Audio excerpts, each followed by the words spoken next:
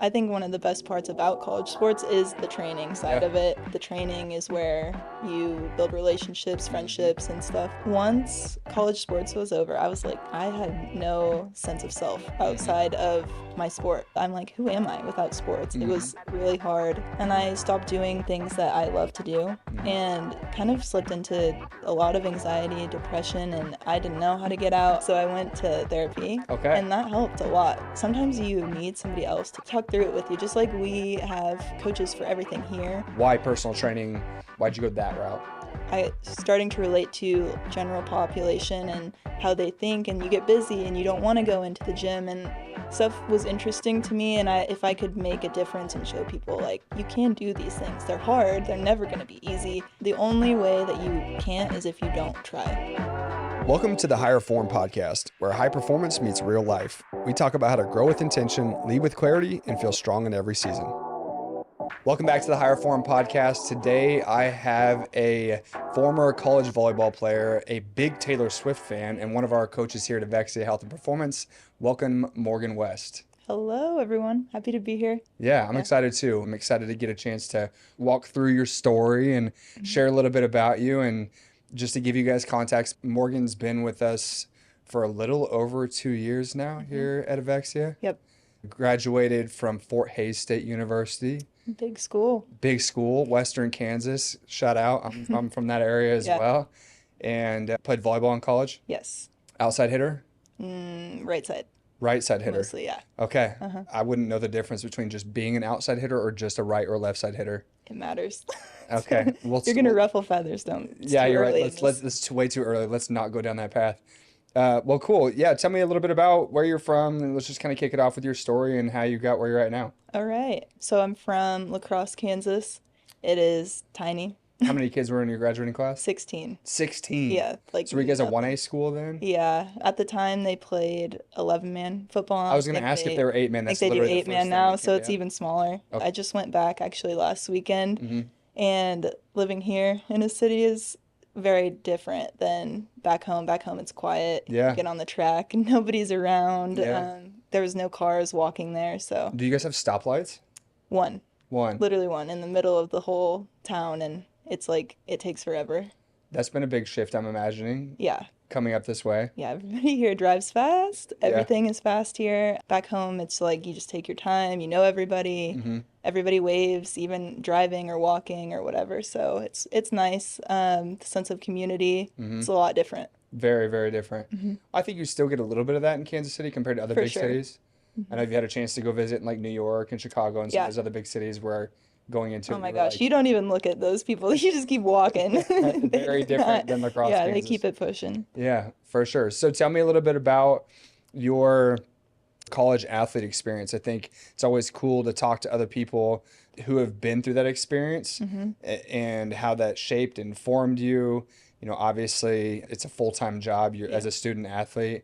Can you share a little bit about how that maybe, or even before that, helped get you into the position you're in the fitness industry now? Yeah, so actually, I have a funny story I was thinking about that on the way up here. When I was in 7th grade, my older brother took me to a sports combine at our one of our fitness facilities, and I thought I was like this big athlete. And we did the whole thing, and I thought I did good. And my strength and conditioning coach at the time printed out the results and like how you do compared to other kids in the United States your age.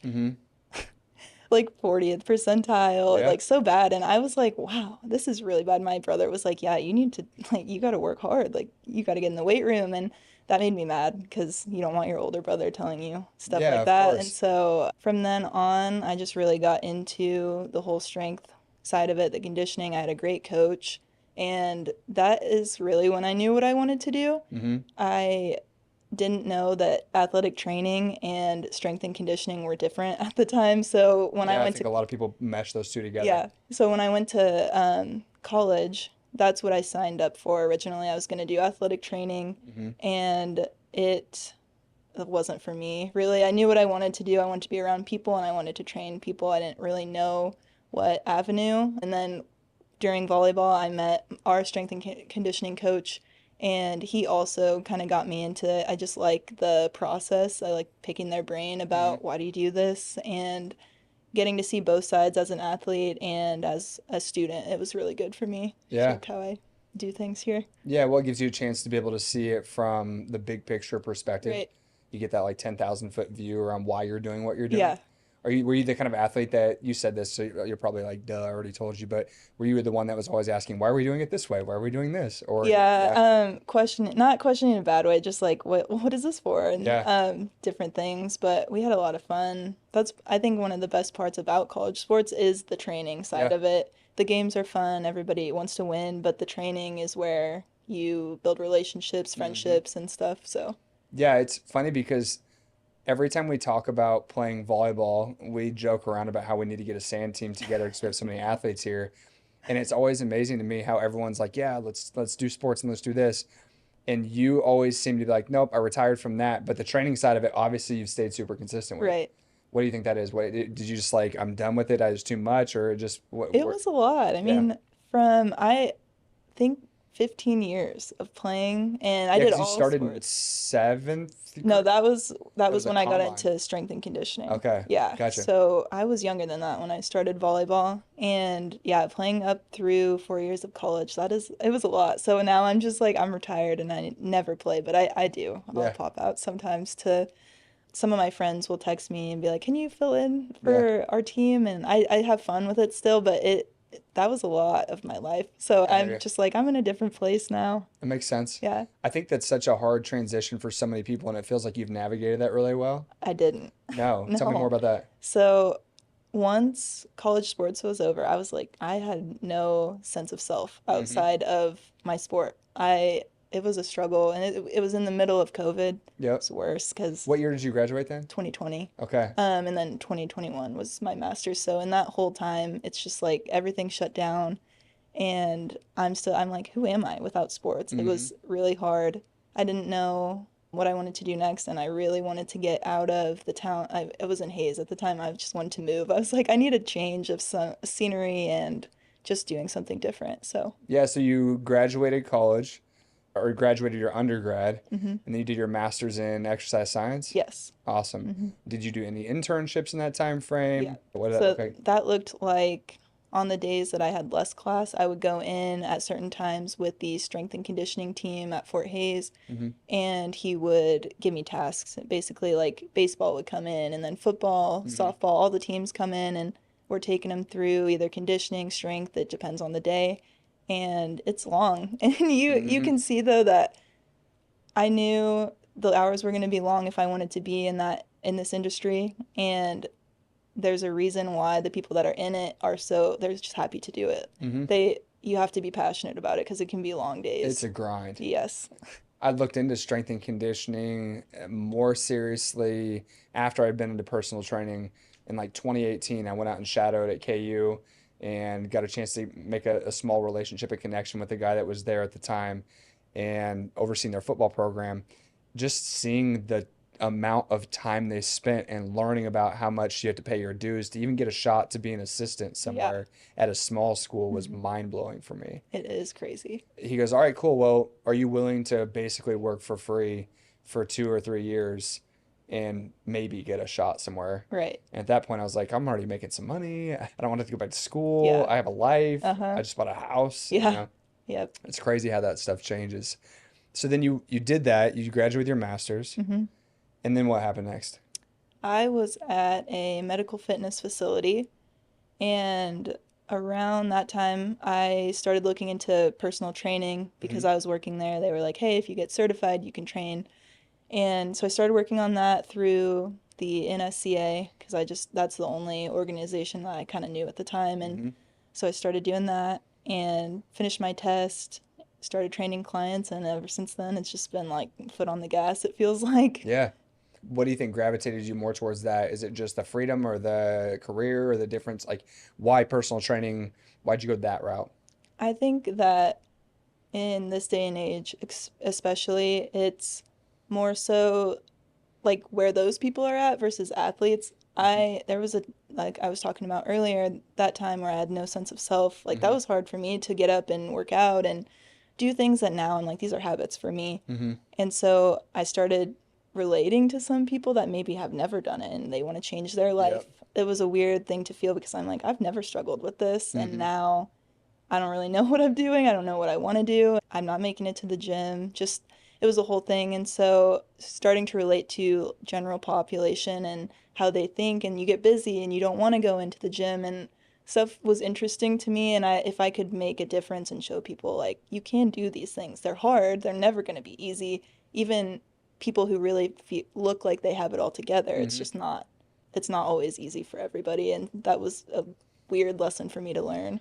I think it's so cool when I hear other coaches talk about their personal story because it is such a turning point for you professionally and personally to be able to learn about how you have experienced these things and you have that sense of relatability. And to your point, if somebody walked into the gym that you train at, or even anywhere where you train, Mm-hmm. say you're back at Hayes or back Yeah. in lacrosse or wherever, and they look at you, they're going to assume that you've had your shit together since day one Yeah. and never guess for how strong and fit you look, like she's never had a problem with this. So to go through that time frame, I think it's important to really highlight what struggles did you have trying to make that work and what things did you learn?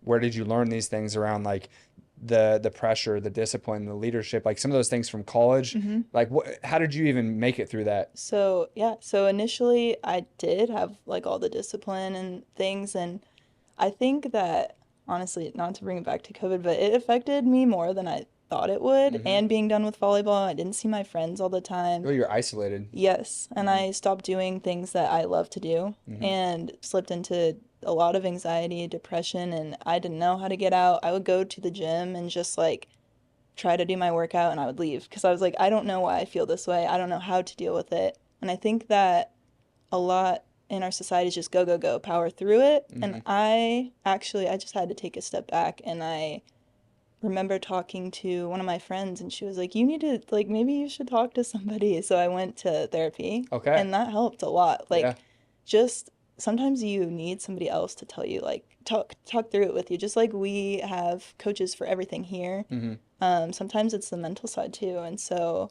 that was a big part of it. And afterward, I was able to start doing those things and kind of lock into consistency that I already had. But Mm-hmm. it wasn't just like, for me, it wasn't power through. So, Yeah. What a cool moment. And thank you for being vulnerable enough yeah. to share that because I had no idea. Yeah. And I didn't know you had that experience. And what what a powerful opportunity to help yourself through a moment by leaning into getting support from other people. Yes. Some people struggle with that. I feel like as a younger athlete, I would have benefited from that Mm-hmm. a ton, but it was always this ego thing. Like, Yeah, you know what I definitely. It mean? is though. And when my friend said that, I was like, oh, I don't think that's I what don't it need to talk to is. somebody. I'm fine. I'll Right. figure it out. Yeah. Yeah. What do you feel like was the tipping point for you to turn the momentum back in the right direction? I think that I just got really tired of feeling so bad. Hmm. And so I was like, I need to try to make a change. And it wasn't easy. It took over 6 months to get into a consistent routine. And then once that happened, like everything fell together. That was around the time that I got my personal training and I started working with new people. And it was really good for me Yeah. to just, I needed a little bit of a change and then kind of snowballed. And I got the call from you and I moved here and Yeah. it's So been good you since. probably would have been, that was the beginning of 2023. That's when I like felt better. That Yeah. was the first full year that I from 2022 to 2023 that I was like I have my life together again. Yeah, So, well, it's good. It sounds like you try to just kind of like settle back into finding yeah. that sense of yourself Hmm. post volleyball. Yeah. Who am I? What do I want to do? What do I want Right. to create with my life? Hmm. And then you up and moved across the state to join our team, which was kind of crazy to think Yeah. about. I had a simple ad out on Indeed Hmm. for a personal trainer. And it was honestly, I don't know that I've shared this with you a ton. It was the first time I'd ever used Indeed to hire anybody. So you were one of the first people that applied. You had your resume, you had your cover letter, and I remember you were nervous as hell when we first got on Prepared. that call. That's You right. were prepared Uh-huh. 100%, but nervous Oh yeah. as I well. this you don't know this. This is really funny to say, but you called me like so I think I turned that in on a Thursday Hmm. evening you called me the next morning. I was like, oh, they're like, they I'm gonna have go their get stuff her. together. They're ready. Yeah. And so when we did that Zoom call and you set up the practical Hmm. with me, I was in the car with Brennan. I just cried because I was like, wow, I have to do so good at this because I really want to move. Yeah. And it worked out after that. But I was just Yeah. nervous because I was like, I don't know what I'm gonna do for this. Yeah. Like, yeah, If you've listened to our previous episodes, specifically the one where Brittany and I talk about the evolution of the gym and how we yeah, built all this was about the time that we were in a shared space. We were outgrowing that shared space. I literally just signed a lease at a new spot and our spot in Olathe before the one we yeah, were at before now. And you started with us literally the first day we were in yeah. the new Day one. location, Uh-huh. day one at our first official brick and mortar spot. But I do remember going through that process and being like, man, I looked up your Instagram, I looked up all your stuff. I'm on it. Yeah. I'm certainly don't want to take a chance on somebody who doesn't show up and do what they got to do. Hmm. And I remember how nervous you were even through the first couple months getting started I through it all. was. That was another time of just like trying to figure out Yeah. who I am and like That's a what my it's a big voice is. shift. Right. Yeah. Uh-huh. Because that was in between, and then I took over for another coach, and I Hmm. was like, well, I'm nothing like him, Yeah. and they love him, so how am I gonna like measure up to that? So, What advice would you give somebody who is at a point where they want to make a big change, right? You had struggled with refinding yourself after a moment in your life where volleyball was done. mhm, You started to settle into a groove, but you knew you wanted to do something bigger and better somewhere else. mhm, And then you pulled the trigger to give yourself a shot. All of a sudden it started moving, and then you're mhm, like, oh shit, this is going to happen. And then you up and moved across the state like right. literally 4 weeks later. Mhm, Got a place in town, made it work, never complained once, which is one of the things I respect the most about you. mhm, Maybe you don't love it, but you don't drag things along. You learn how to accept it and make the most out of it. What advice would you give to somebody who maybe feels like they're stuck? They want something more, mhm, but they're not really sure about how to make it happen, or maybe they're scared or they're fearful of what's mhm. going to happen. What made you feel like you could just start, you know? Okay, so first of all, and I'm still working on this, Yeah. like telling myself that I can. And the only way that you can't is if you don't try. So Hmm. I just had one day I was like, I'm gonna put some applications in, see what happens. But the transition can't go on without you getting on board, and you Hmm. have to take steps to get there. It's not easy, and some days it's gonna feel like, am I even making progress? But it's just going to be an uphill battle really forever because if you have goals changing all the time, Hmm. you're just going to have to keep finding new ways to make them work, and you can't get to your goals if you don't attempt. So, Yeah, you got to take a shot. mhm, Worst that's going to happen is you fail and you try learn and something else. Yeah. you try something else. What do you feel like has, I'm trying to think about the best way to word this. What do you feel like has made it easier for you to put yourself out there in those situations? So, I'm like I said, I'm still learning, but I started working with a mentor just the last maybe 12 weeks or 10 weeks or Hmm. so. And when we're talking, she's been helping me just find my voice because I am quieter. Hmm. People who know me would say no, but just in a general sense, I'm definitely the quiet, one of the quietest on the You team. are hands down Yeah, one of the more soft-spoken people on the team. yeah, And what's started to steal this from me for a you're good. second, but I feel like it's important for me to say. What's interesting about that is it hasn't hindered your ability to lead people. Yeah. And I think that there's a lot to be said about being a soft spoken leader. Hmm. And you've done a really good job with that because, to your point, when you did come in and take over, the person you were taking some of these sessions and classes from was not the same type of person you are. No. He's very outspoken Hmm. and he's got a ton of energy. And it's not that you don't have those things, it's just different. Different. Yeah. And I know you were nervous. You even shared it with me at the time Hmm. about like, what if they don't like me? Yeah. Like, look, get over it. We'll figure it out. Uh-huh. And if they don't, then we'll navigate it as it goes. But what's been cool is you've been able to gain a ton of buy-in from people with a more soft-spoken approach, which is, in my opinion, less common in the fitness industry. So I think that one thing that helps me with being on the quieter side is just making other people feel heard Hmm. because in group I'm not shouting. Yeah. I'm not gonna, but I will go around and I'm gonna talk to every single person, ask them maybe something they told me last week. I'm checking in on that. Hmm. Or it's just, I think it's more maybe for some people and more inviting to want to like open up about their day or Hmm. something that they might be struggling with. And so it's helped me be able to make a lot of connections with some of the members here. Yeah. Well, it's giving them space to be able to show up and get the most out of their time Yeah. here. You're not stealing that opportunity by giving them energy. You're almost like giving them a space to let go of some of the energy that they don't need to be carrying Right. around with them. Mm-hmm. That makes a ton of sense. You're one of the most consistent people I've ever met, and I'm not just saying that to make you feel good. Yeah. You don't miss workouts. You stay consistent. Your routine is anybody I know. Mm-hmm. Where does that come from? That's sports 1,000%. Yeah. It's just things that, and I enjoy doing them. They help me in other aspects of my life, just staying into a good schedule. Mm-hmm. And if I haven't taken my walk or if I didn't do my workout, I know because I'm not in a very good mood. So, Mm-hmm. for me, just staying in a consistent routine is how I balance like just life in general.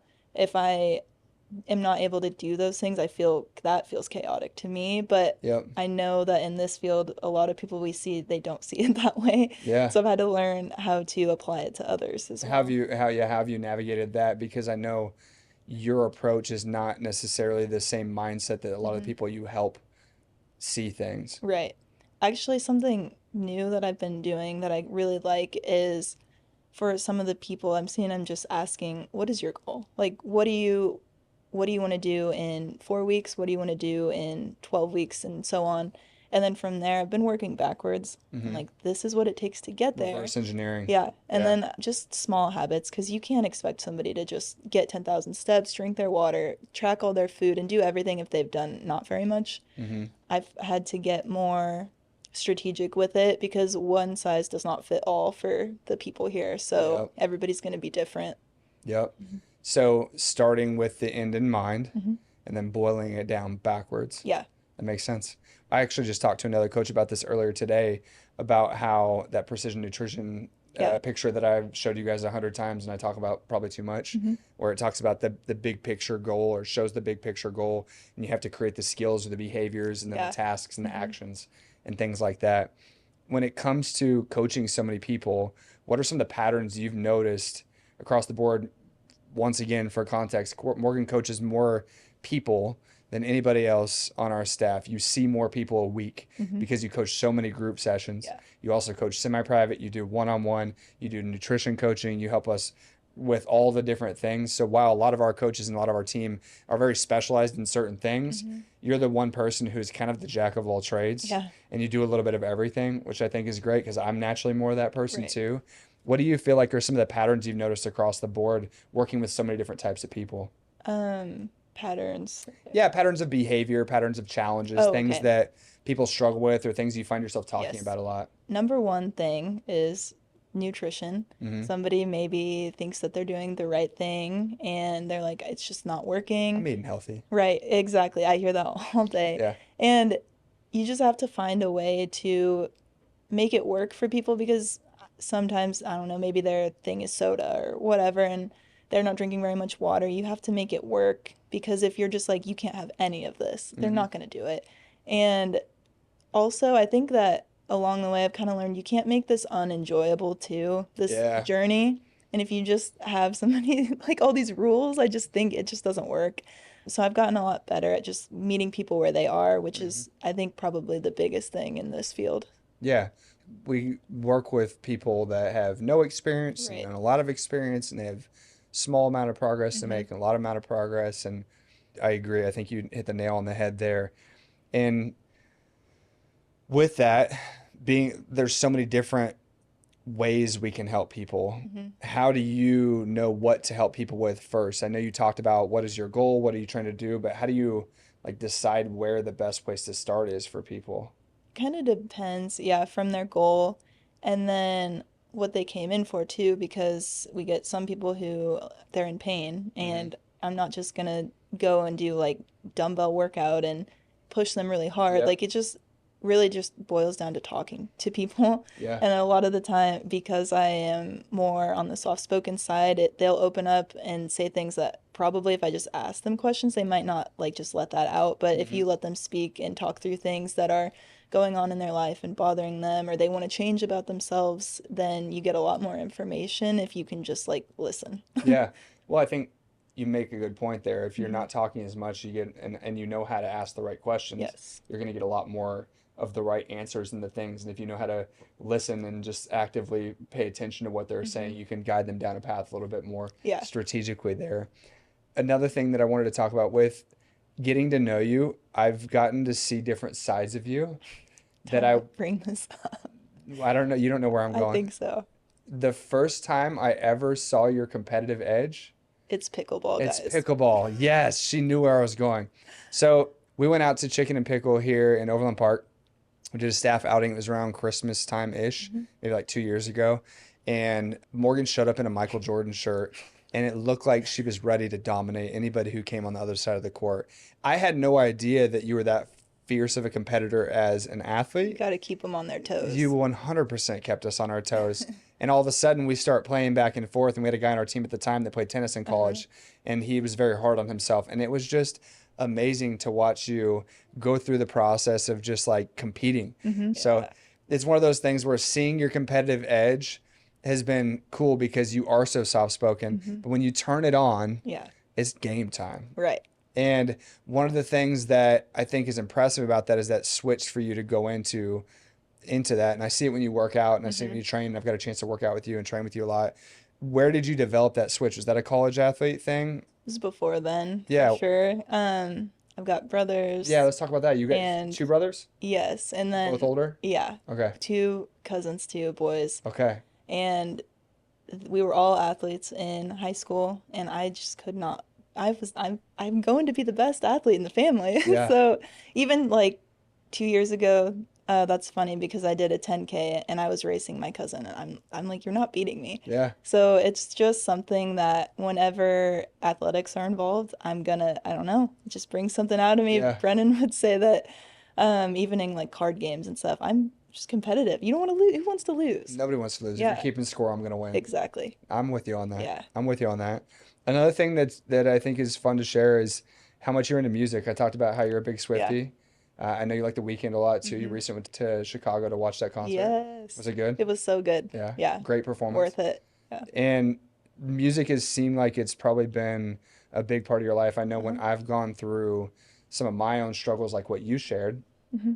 I can relate to you in the point where when I went through some of my struggles as a athlete and some of the injuries that I faced and some of the Hmm. harder times where I was like shifting that identity away from being an athlete, music was a huge part of helping me through that. Hmm. What do you get from being into music so much? Because it seems like it's a big part of your life. Oh, the storytelling. Okay. I love to put on an album from start to finish and just no shuffle or Uh-huh. anything. It's just play all the way through the way it was supposed to be, the way the artist put it out. Yeah. And so for me, it's just like every time, it's kind of like, I mean, reading a book or something usually. And I like a lot of times artists will do like transitions into the next song. Hmm. So I'm really into that. I have a lot of vinyl too because of that. Yeah. So yeah, I think that's cool because nobody listens to music like that anymore. no, they don't. They just put it on shuffle and they listen Uh-huh. to whatever there's on their playlist on Apple or Spotify or Yep. whatever it might be. So you're saying start from the beginning, Hmm. go all the way through. And I think because nobody does that, they don't realize that there probably is so much more behind every Sounds album. better. Yeah. Yeah, well, you get a chance to hear the whole story. Hmm. It's funny you mentioned that because we talk about the podcast this way too. Hmm. And I think a lot of people consume podcasts by like, oh, I listened to that one episode. Right. And we've designed this to tell a story from Hmm. episode one all the way through the entirety of what we do so that it can all make sense cohesively Yes. together. And here I am, the guy who just puts on shuffle and listens to all that. I used to be way more into it. Hmm. I think part of it now I use music to help me channel into different versions of myself Hmm. from a focus standpoint Right. or a workout standpoint or to help me kind of calm down from the day or ramp up for a moment, Right. whatever it might be. But it's cool. I never thought about it from the storytelling Hmm. perspective. That makes a lot of sense. Makes the time go on running too. Yeah, and I know you've been training more with running recently. Yeah. You're going to do a high rocks. Yeah, you guys are gonna do I'm a high probably going to rocks. do one as Let's well. go. I know. I just haven't pulled the trigger on it. And it's funny because I go back and forth on do I want to feel like I'm jumping on the I get bandwagon? that. Yeah. You know, and I did the same thing with CrossFit Hmm. 5 to 10 years ago when it was really starting to come up. Yeah. And just want to make sure that I'm doing it for the right reasons, you Hmm. know? Yeah. I don't need to like have the pictures from the event and post my time and do all that. I think it's more about the experience. Guys, do you think he wants to compete? Yeah, of course I want to compete. So here you Why are, you're like, not? I'm going out there and I'm I going to was like, win. let me start a fire real quick to see Yeah, if we right. can get this going. I know I'm definitely not going to be the kind of guy if I did do it to do it half-assed. Right. Who wants to do that? Yeah, I No. get that. No, and I think that's part of it too is before I did the big event that I did in Colorado I last remember year, that. Yeah.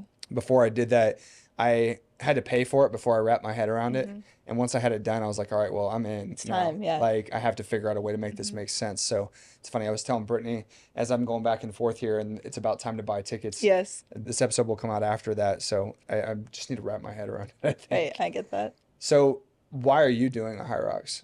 Right. So I've really watched a lot of people competing, Mm-hmm. and I think that really the main reason is that everybody can do it. I've seen people who are maybe if they're in a wheelchair, I've seen people who are able-bodied and they're killing it. Mm-hmm. Elite 15, like there's all kinds of groups of people. It's crazy. Yeah. And everybody's having fun. It just looks like something I want to be a part of, or at least do once. Yeah. And I think that also the training is a grind, and Yeah. I like to find new ways to challenge myself. And Mm-hmm. so that was part of it for me is I also I like that the workout doesn't change. Listen, I know what I'm getting myself into and I can prepare for that. And Yeah, that's what's different about it than CrossFit is there's yeah. predictability to Hmm. it. You know, you're walking in and you're like, this is what I'm gonna get, and this is Yes. what I need to train for, and I'm not gonna show up that day and be surprised by By something that I something didn't crazy. get done in my Exactly. training Yeah. process. So how are you breaking that out with your training schedule? What does your normal routine look like? I know I talked about you being a creature of habit. What does Hmm. your weekly training split look Weekly like? right now is 4 times a week. I'm doing strength, Okay. upper lower split works for me. And then running 3 times a week right now. And then 2 days are circuits. But I take for sure one full rest day where I only walk because I need it. I'm getting old. I've been starting to Get do out of more. I'm here. starting to do more mobility too. Yeah. Because when you're doing sports, you can just half-ass the warm-up and Mm-hmm. nothing happens. You're Yeah. not sore and you're not hurt. And if I do that now, it's like I pulled a hip or Yeah, something. you pay for it. Yeah. Well, I think that's something that I talked with Brian about in the last episode that we did about how, as athletes growing up, you really don't have a whole lot of emphasis on Mm-mm. proactive No. recovery or mobility or any of those things. How have you integrated that in your routine now that you're Oh, trying to become stronger and more mobile as you continue to age as someone who's been training a lot for a long time? right. So talking to other coaches has been really good because when we do a sprint session and I come in, I'm like, my quad hurts or something hurts. And Dalen's like, did you do your mobility? And I say no, and he's going to be disappointed. And then talking with Brian too, just about not only myself, other clients too. I've learned a lot just about how you can help people and like the different exercises or mobility routines to give them so that they're not in pain too. Yeah. Hmm. How do you feel like it's been being able to work around other people that you can lean on? I know you talked about wanting to get to a bigger city and making that transition, but how is this environment and working with our team? And this is not a loaded question Hmm. to have you praise everything, but I think it's always interesting to hear your perspective on what value you've seen since you've joined a team of other like-minded people, because we Right. do have a very unique group of Yes. coaches. Yeah, there's something I learn from everybody literally like every week. And it's helped me a lot with how I coach and also just being able to be more versatile. I think when I came on, I really knew like training Mm-hmm. and a little bit about nutrition. And then since then, working with everybody, I can say that it's made me a better coach. When I go out on the floor now, I'm not like nervous or anything. Mm-hmm. And so that feels good because I'm like, I'm confident in what I'm talking about. Yeah. And if somebody does have some kind of restriction or something, I feel good about what to do instead or what advice to give them. So, Yeah. Well, cool. I know earlier you shared a little bit about your story in having that kind of sticking point where you felt like you were a little lost mhm. and had to find your way by seeking out some extra help. Is there any other part of your story that you felt like you'd like to share that maybe you haven't really shared a whole lot of before? Let's see. I not really. I mean, I think that the biggest thing was just like it's okay to ask people for like help Mm-hmm. and then to start building after that. I think that a lot of times, like I said, if you start trying to like power through things, it's just gonna build up and it's gonna explode one day.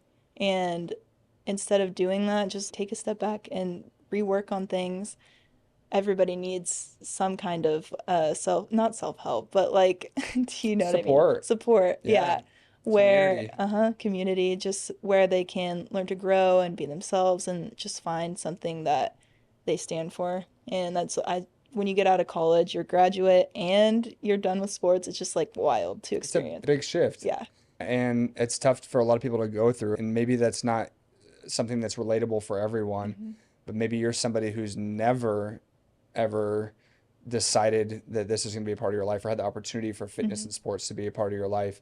How would you suggest that shift, or would that look any different for somebody who maybe has never gone from one end of the extreme to quote unquote the average Joe perspective, you know? I don't think you have to be necessarily elite at something and go to something else Hmm. to experience it. I think that a lot of people just change in general, or if your life has been a certain way for a long time and you want to change but you're not, you got to ask yourself why you're not, Hmm. and then what steps do you need to take to get there.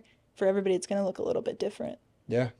Well, cool. You are awesome. It's been cool to see your development and to see you settle into this comfort zone and yet still put yourself in uncomfortable positions. Yeah.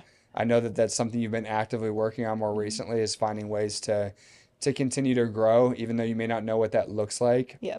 What advice do you have for somebody who maybe doesn't have a ton of clarity around where they want to go? They just know that they are looking for something different.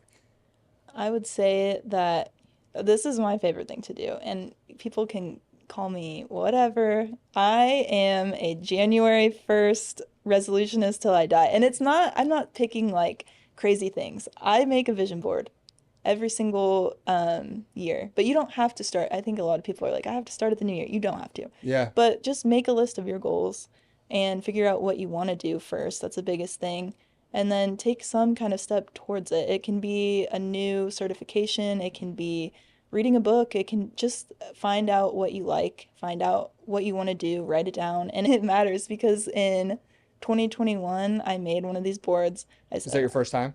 yeah, this Okay. was my first time. I said, I want to move to Kansas City. And I had five other things on there.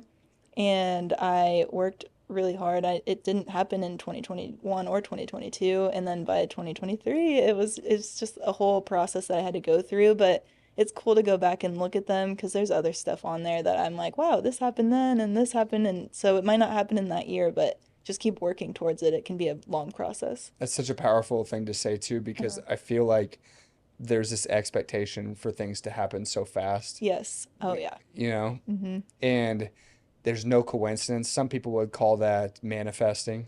Right. Yeah, that's And the whether you popular name. believe in that or not, if you'll never, like you said earlier on, you'll never achieve something you never even visualize. Right. And if you don't put that out in the universe, Hmm. you don't even have the thought constantly on your brain or on your Exactly. brain at all, Hmm. it's never going to happen because you never took that first step. Yes. Full circle moment there. First circle movement. Yeah. Yeah. Well, cool. I appreciate you coming on today. Yeah. Uh, any feedback for how people can get connected with you, how they can, where they can find you? My Insta, Morgan15_West. Check her out on TikTok as Don't well. look up my TikTok. But she's also here at Vexia Health and Yeah. Performance. She does a lot of our virtual coaching stuff Uh-huh. too. So if you'd like to work with her remote, she's available there. But I appreciate your time. It was Yeah. fun chatting with you. Thank you. I learned something new today, and I'm excited to continue to see you grow into the next best version of yourself. Yeah. Thanks. Well, yeah, of course. Thank you guys for joining us today on the Higher Form podcast. We will catch you next time. Thanks for listening to today's episode. If you liked what you heard and want to hear more, you can follow us on social media and tune in anywhere you listen to podcasts.